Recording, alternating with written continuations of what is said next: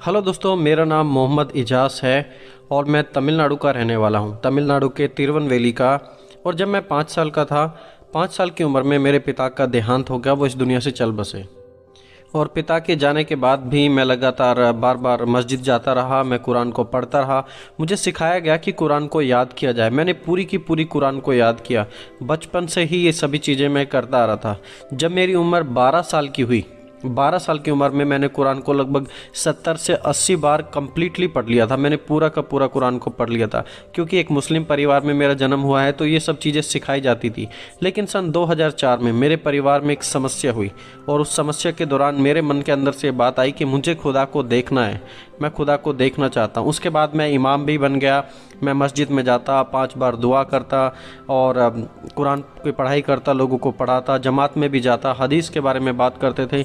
सो ये मेरी ज़िंदगी थी। मैं आपको थोड़ा बताना चाह रहा हूँ अपनी ज़िंदगी के बारे में।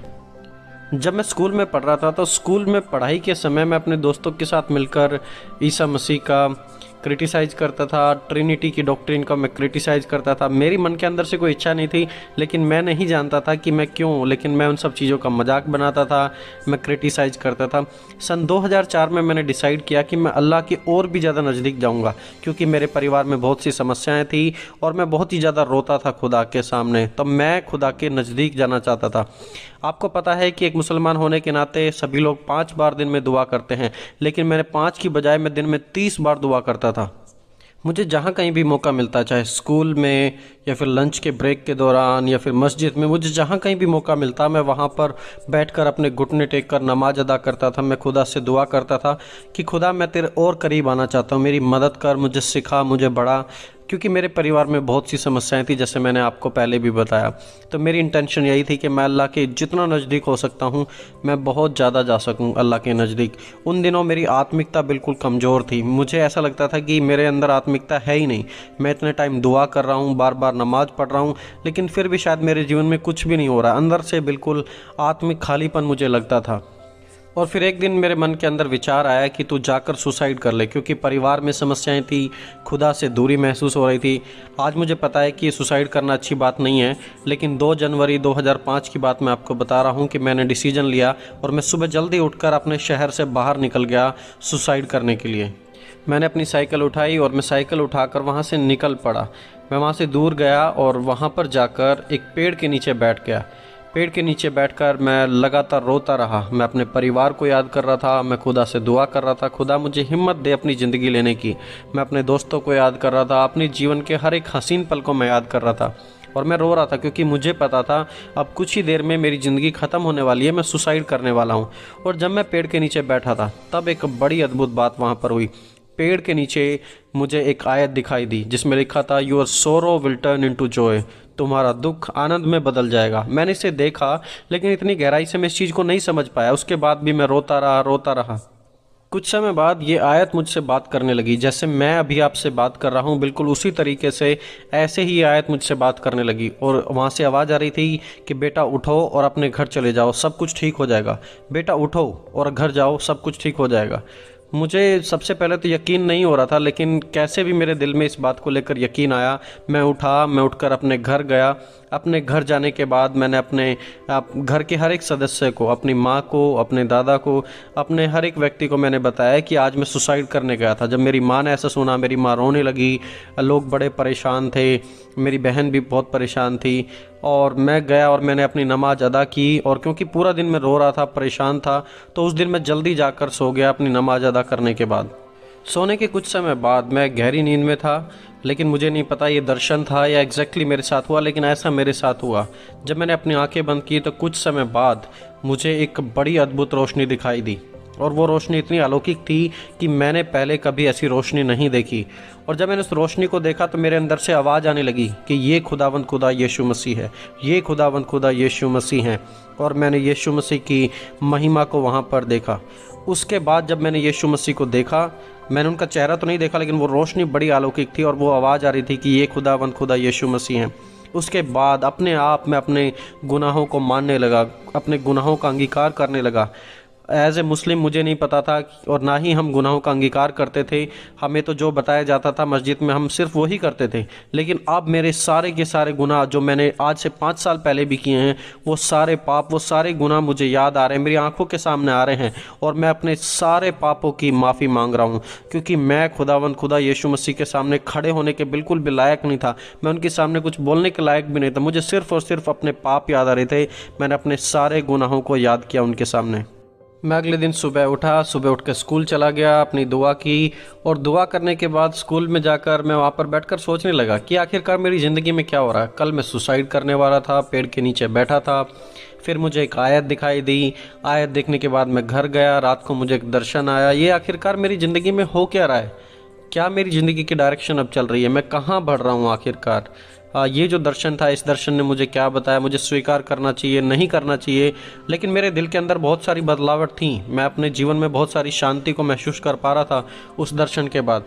मैं घर आया शाम को और मैं बैठकर कुछ टीवी देख रहा था। टीवी के चैनल्स में इधर उधर बदल रहा था और तभी एक राज टीवी करके एक चैनल आया जहाँ पर डॉक्टर DGS दिनाकरन प्रचार कर रहे थे खुदा के प्रेम के बारे में, खुदा की मोहब्बत के बारे में। वो कह रहे थे कि खुदा आपसे मोहब्बत रखते हैं और ये मैंने कभी नहीं सुना था, क्योंकि इस्लाम का खुदा मोहब्बत नहीं रखता।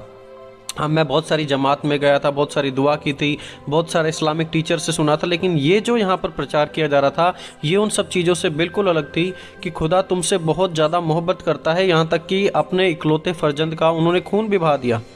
लेकिन क्योंकि मैं इस्लाम को भी फॉलो कर रहा था और साथ ही साथ अब मुझे ईसा मसीह के भी दर्शन आ रहे थे, तो मैं बहुत ही ज़्यादा असमंजस में पड़ गया कि क्या मुझे इस्लाम की तरफ जाना चाहिए या फिर मुझे ईसा की तरफ जाना चाहिए।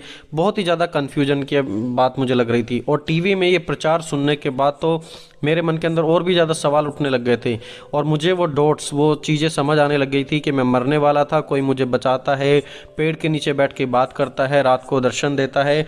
और फिर अगली रात में फिर दोबारा सोया, फिर दोबारा मैंने ईसा मसीह को देखा और फिर इसी प्रकार लगातार मैं यीशु मसीह को देखता गया लगातार 3-4 दिन। यीशु मसीह मुझे अब बिल्कुल पिता की तरह प्यार करते थे। वो मुझे गले लगाते, वो मुझे सांत्वना देते, आशा देते और ये बताते थे कि सभी चीज़ें ठीक हो जाएंगी।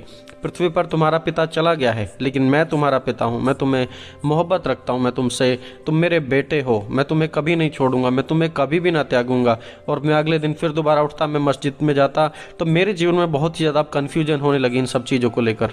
इसी कन्फ्यूजन के दौरान मुझे पता लगा कि पास के एक क्षेत्र में वहाँ पर एक क्रिश्चियन लोगों की प्रेयर सभा होने वाली है। तो मैंने कहा कि अपनी माँ से कि माँ, मैं ऐसे एक दुआ की सभा होने वाली है, मैं उसमें जाने वाला हूँ। मेरी माँ ने कहा कि नहीं, ये तो क्रिश्चियंस की है, तो तुम्हें नहीं जाना चाहिए।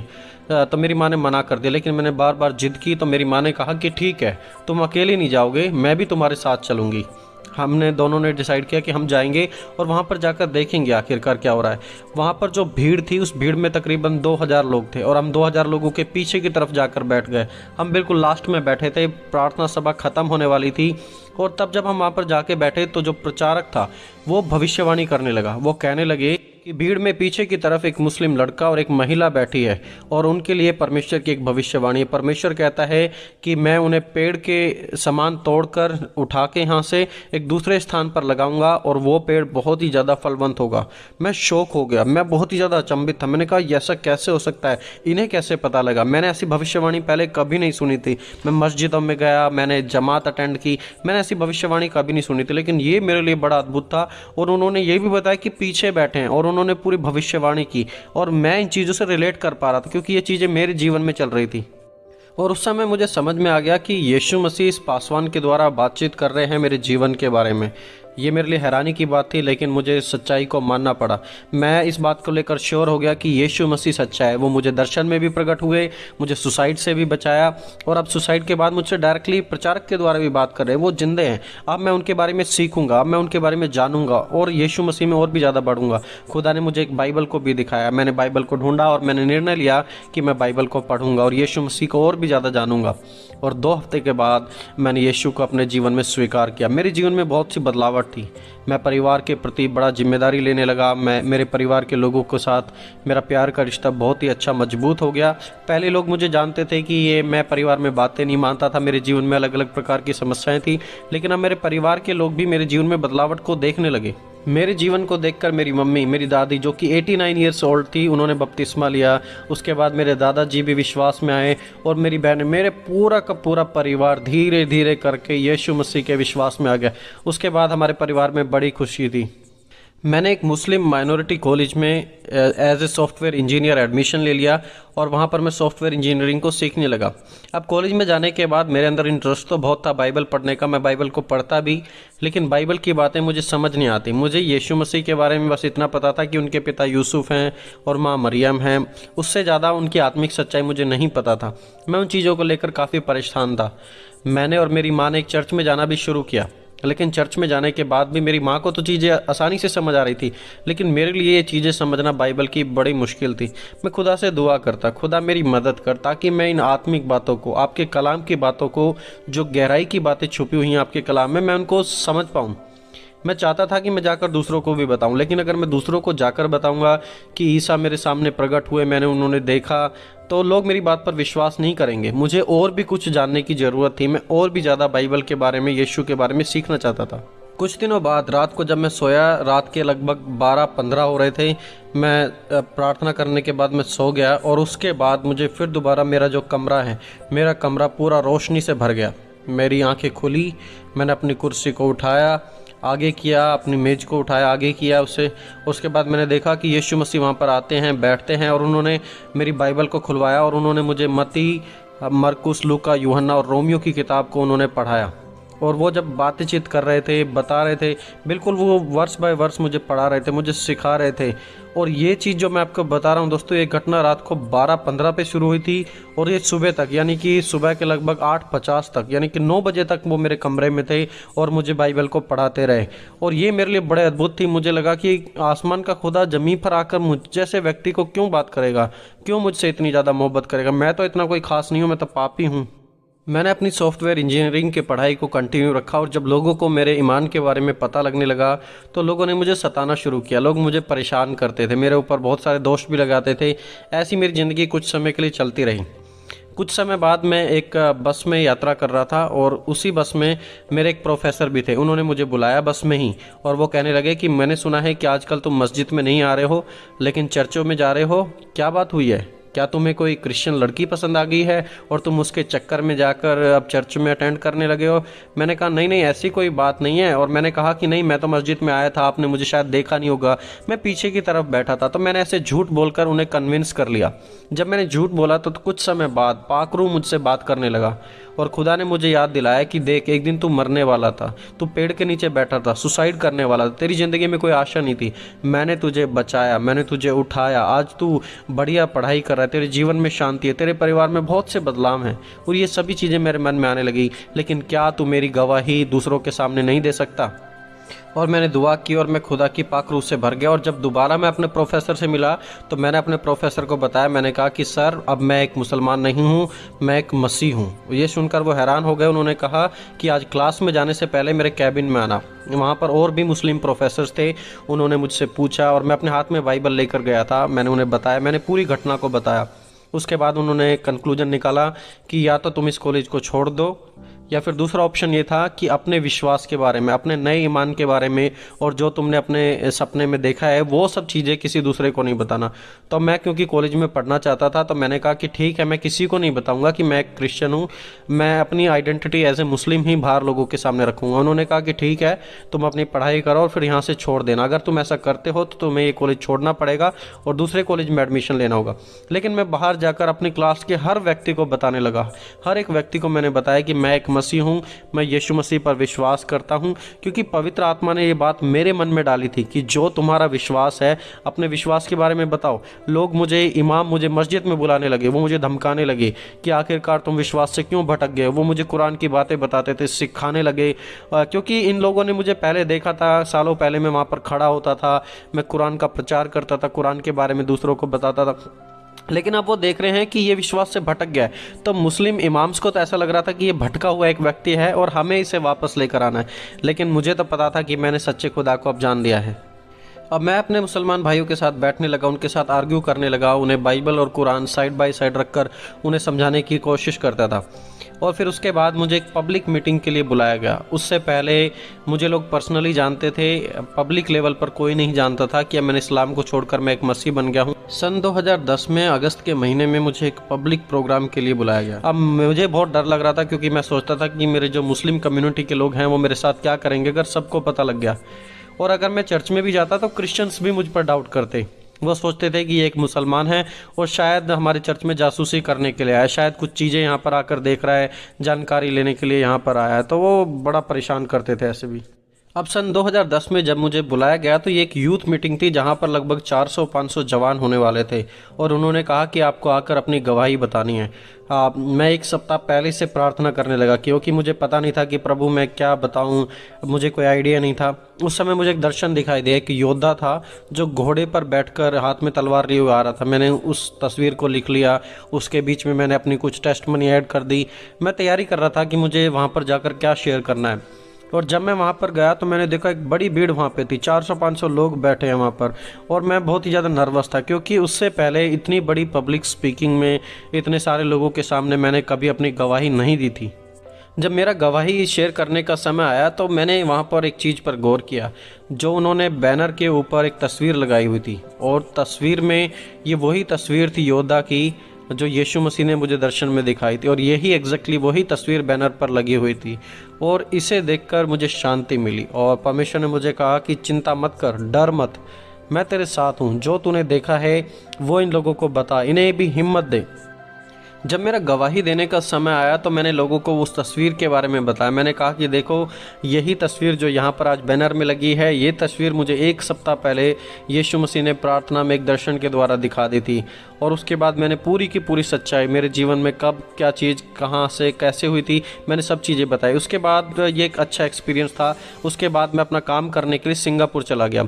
सिंगापुर में मैं सॉफ्टवेयर इंजीनियरिंग के लिए गया था, लेकिन वहाँ मैंने चाइनीज़ के साथ, कोरियन लोगों के साथ, सिंगापुर के लोगों के साथ प्रार्थना करना शुरू कर दिया। अब मैंने काम की बजाय में जाकर गलियों में खड़ा होकर वहाँ पर प्रचार करने लगा। प्रचार करना मैंने सीख लिया, लोगों से मिलना, लोगों के साथ सुसमाचार कैसे बांटा जाए, लोगों को हिम्मत देने लगा। अपने दर्शन के बारे में, अपने जीवन की गवाही को मैं लोगों के साथ शेयर करने लगा, और वहाँ पर खुदा ने बड़े अद्भुत काम करने शुरू कर दिए। सिंगापुर में अपना समय बिताने के बाद मैं इंडिया वापस आ गया। इंडिया में मुझे एक बहुत अच्छी वेल पेड नौकरी मिल गई थी। मेरे परिवार वाले बहुत खुश थे, क्योंकि लाइफ बिल्कुल सेटल थी, फाइनेंशियली सब चीज़ें बिल्कुल अच्छी थी। और उसके बाद मैं हर दिन दुआ करता, और दुआ करने के बाद खुदा ने मेरे मन के अंदर एक बात डाली कि अपनी गवाही को लिख। और मैं हर दिन आधा घंटा लेता, अपनी गवाही को लिखता था। और ऐसे कुछ समय लेकर मैंने अपनी गवाही को लिखा, और मैंने अपनी गवाही को लिख कर रख लिया था अपने कंप्यूटर में। 2 साल बाद मुझे एक भाई मिले जो मुसलमानों के बीच में सेवकाई करते थे। उन्होंने कहा कि आप आइए, अपनी गवाही दीजिए, अपनी गवाही को हमें लिख कर दीजिए और हम इसको पब्लिश कर सकते हैं।